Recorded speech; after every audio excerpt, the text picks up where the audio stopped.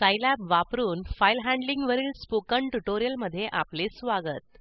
ह्या ट्युटोरियलमध्ये आपण शिकणार आहोत इनपुट फंक्शन, आउटपुट फॉरमॅट करणे, फंक्शन सेव्ह करणे, फंक्शन लोड करणे.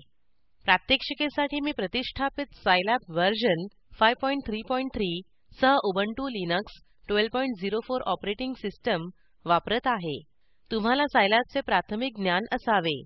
नसल्यास सायलॅब वरील संबंधित पाठांसाठी आमच्या वेबसाईटला भेट द्या. इनपुट फंक्शन युजरशी इनपुट घेण्यात वापरले जाते. हे युजर इनपुटसाठी टेक्स्ट स्ट्रिंगमध्ये प्रॉम्प्ट उपलब्ध करतो.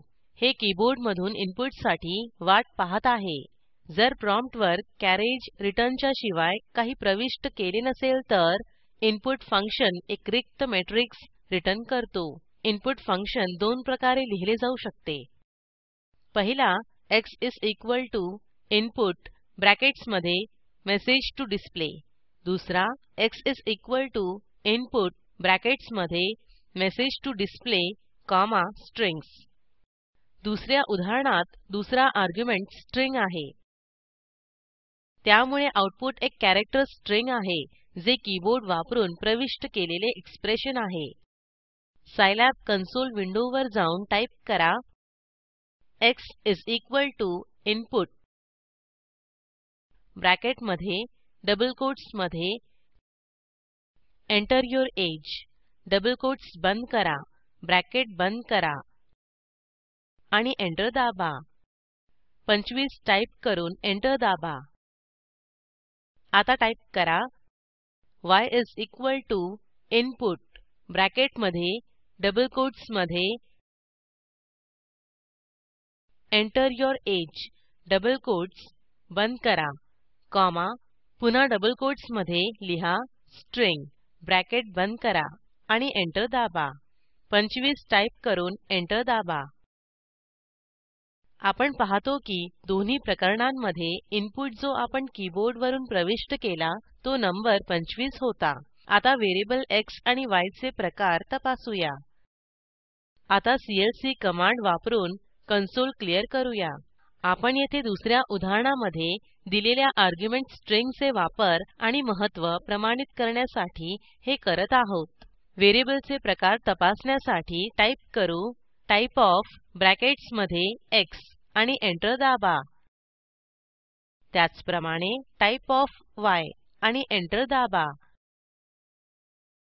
तुम्ही स्वतःहून पाहू शकता की x मध्ये संग्रहित पहिलं उत्तर कॉन्स्टंट प्रकाराचे आहे आणि कमांडमध्ये समाविष्ट आर्ग्युमेंट स्ट्रिंग बरोबर y मध्ये संग्रहित दुसरे उत्तर स्ट्रिंग प्रकाराचे आहे.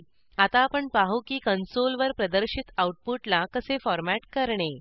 हे mprintf फंक्शन वापरून केले जाऊ शकते. mprintf फंक्शन सायलॅब कन्सोलवर डेटा लिहितो, फॉरमॅट करतो आणि बदलतो. हे printf फंक्शनचे सी कोडेड व्हर्जनसाठी एक इंटरफेस आहे. आता ह्यासाठी एक उदाहरण पाहू. कन्सोलवर जाऊ. टाईप करा mprintf ब्रॅकेटमध्ये कोट्समध्ये टाईप करा @iteration%i, comma result is :n alpha is equal to %f, comma 33, comma 0535 bracket बंद करा. येथे %i च्या जागी 33 दिसेल आणि फ्लो म्हणून %f च्या जागी 535 दिसेल. एंटर दाबा. हे आऊटपुट देईल @iteration33 result is alpha is equal to 0.535000. Console clear करा. आता आणखी एक उदाहरण पाहू. mprintf ब्रॅकेट उघडा कोट्समध्ये value of x is equal to %d is taken as a constant. Comma while value of y is equal to %s is taken as a string. Quotes बंद करा, comma x, comma y, bracket बंद करा. वरील उदाहरणात %d variable x मध्ये संग्रहित constant data प्रविष्ट करण्यात वापरले जाते आणि %s व्हेरिएबल y मध्ये संग्रहित स्ट्रिंग डेटा प्रविष्ट करण्यात वापरले जाते. एंटर दाबा. तुम्ही आऊटपुट पाहता. आता सेव्ह आणि लोड कमांड्सचे वापर ह्यांची चर्चा करू. गणनाच्या मध्ये सायलॅबला सोडण्यासाठी आणि नंतर चालू ठेवण्यासाठी टाईप करा सावे थिस सेशन. हे थिस सेशन नावाच्या फाईलमध्ये सर्व व्हेरिएबल्सची वर्तमान व्हॅल्यूज सेव्ह करेल. या फाईलला एडिट केले जाऊ शकत नाही. हे बायनरी फॉर्मॅटमध्ये आहे. जेव्हा पुढच्या वेळी सायलॅब सुरू करणार तेव्हा टाईप करा लोड थिस सेशन आणि मोजणी तेथून पुन्हा सुरू केले जाऊ शकते जेथून आपण सोडले होते. सेव्ह आणि लोड फंक्शन्सचे उद्देश आहेत सेव्ह कमांड बायनरी फाईलमध्ये सायलॅबचे सर्व वर्तमान व्हेरिएबल्स सेव्ह करतात. जर व्हेरिएबल एक ग्राफिक हँडल असेल तर सेव्ह फंक्शन सर्व संबंधित ग्राफिक्स एंटिटीज परिभाषा सेव्ह करतो. फाईल एकतर पाथ किंवा अगोदर दिलेल्या डिस्क्रिप्टरशी दिली जाते. सेव्ह ब्रॅकेटमध्ये फाइल नेम द्वारा परिभाषित सर्व वर्तमान व्हेरिएबल्सला फाईलमध्ये सेव्ह करते. सेव्ह ब्रॅकेटमध्ये fd डिस्क्रिप्टर fd द्वारा परिभाषित सर्व वर्तमान व्हेरिएबल्सला फाईलमध्ये सेव्ह करते. Save file name, x, y किंवा सेव्ह fd, x, y फक्त नामांकित व्हेरिएबल्स x आणि y ला सेव्ह करते.